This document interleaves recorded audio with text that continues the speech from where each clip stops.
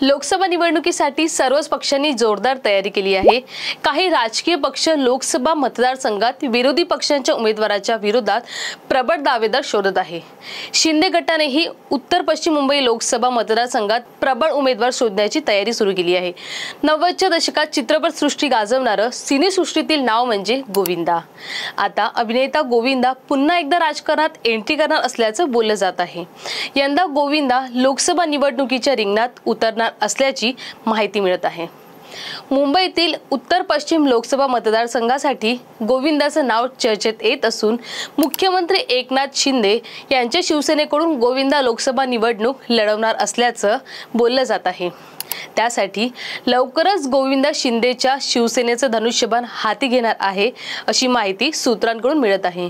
गोविंदा हे प्रसिद्ध अभिनेते आहेत, तसेच त्यांना राजकीय डावपेच याचीही जाण असल्याने अमोल कीर्तीकर यांच्या विरोधात त्यांना उमेदवारी मिळण्याची शक्यता आहे।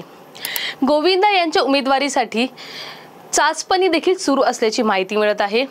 अभिनेता गोविंदा आहुजा यांचं नाव सध्या उत्तर पश्चिम मुंबईसाठी चर्चेत आहे।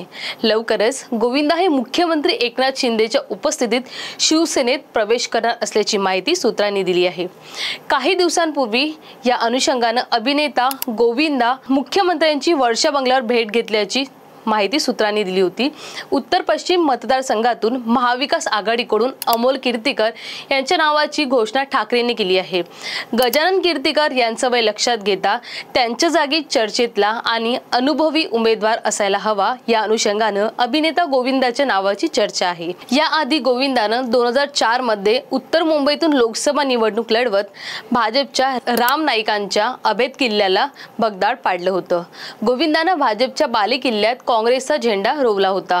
अभिनेता म्हणून गोविंदा प्रसिद्ध असून राजकीय डावपेच यांचीही जाण असल्याने अमोल कीर्तीकर यांच्या विरोधात गोविंदाचा चेहरा चालू शकतो का?